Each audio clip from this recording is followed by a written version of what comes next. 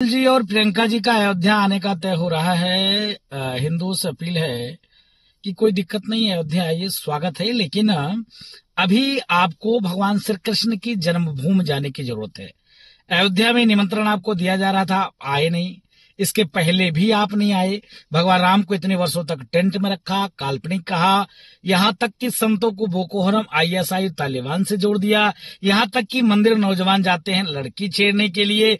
यहां तक कि अगर मोदी मजबूत होगा तो सनातन मजबूत होगा, ऐसे शब्दों से आपके नेता सनातनियों को नवाजते हैं। सनातन कोरोना है, डेंगू है, मलेरिया है, टाइफाइड है, सनातन को मिटाना चाहिए, रामचरितमानस नफरती ग्रंथ है, इसको फाड़ना चाहिए, जलाना चाहिए, ऐसे ऐसे शब्द आपके नेता बोलते हैं। लेकिन आइए, आपका स्वागत है। लेकिन पहले अगर आप वाकई में सनातनी हैं, वाकई में हिंदुओं से आपको प्रेम है, वाकई में आपके सनातन के प्रति इतनी निष्ठा है, तो आप तत्काल भगवान श्री कृष्ण की जन्मभूमि आइए और वहां जल उठाइए। संकल्प लीजिए कि जैसे अयोध्या में भव्य दिव्य नव राम जन्मभूमि मंदिर निर्माण हुआ है, वैसे ही शाही ईदगाह को हटाकर और भव्य भगवान श्री कृष्ण की जन्मभूमि मंदिर निर्माण राहुल गांधी करेगा। तब मानेंगे कि आप हिंदुस्तान के रहने वाले हैं और सनातनी है।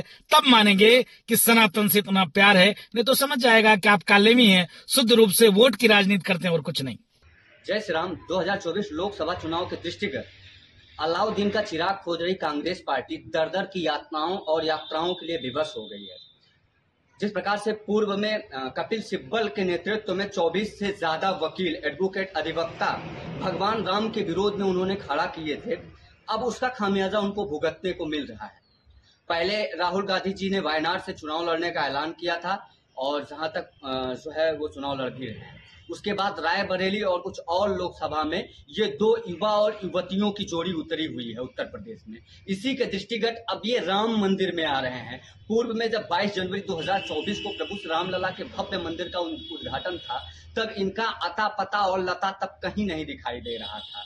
तब मुझे लगता है कि ये दोनों जो जोड़ी युवा और युवतियों की है, तब ये नानी के यहाँ छुट्टियां मनाने चले गए थे और जब हिंदुओं के इतने 500 वर्षों का एक संघर्ष पर पूर्ण विराम लगा था और 22 जनवरी को प्रभु श्री राम के मंदिर का उद्घाटन होना था, जो बाबर एक क्रूर आक्रांता था जिसके द्वारा प्रभु श्री राम का मंदिर तोड़कर वहां मस्जिद का निर्माण कर दिया गया था, तब उस उद्घाटन को इन्होंने दरकिनार कर दिया था, तब यह नहीं आए थे। लेकिन मैंने पहले ही बताया, अभी अलाउद्दीन का चिराग खोज रहे हैं। चूंकि जिस प्रकार से ये कभी 1984 में 404 सीटें ले आए थे, लेकिन जब वो 404 सीटों पर आप ध्यान देंगे तो बीच का जो जीरो है वह निकल गया और सिर्फ 44 बचे।